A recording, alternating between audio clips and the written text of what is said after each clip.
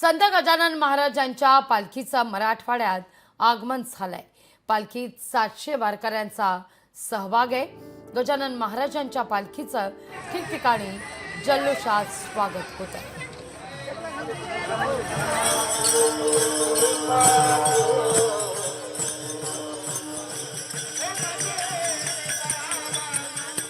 या सगळ्याचा आढावा घेतलाय आपले प्रतिनिधी गजानन वाणी यांनी।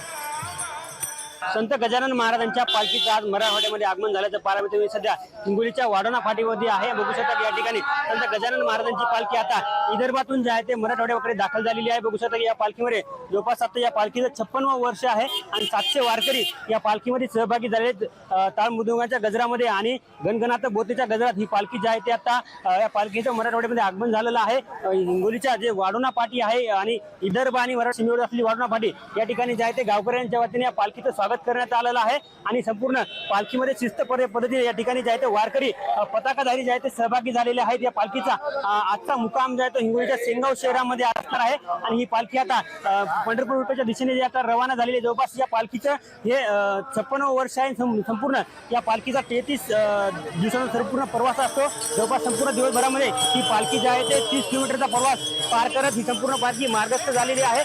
ठिकठिकाणी हिंगोलीकरांच्या वतीने या ठिकाणी पालखीचं स्वागत करताना पाहायला मिळते। कॅमेरामन राजेश सोबत गजानन वाणी, लोकशाही मराठी, हिंगोली। लोकशाही मराठी ऐका, पहा, जागरूक रहा।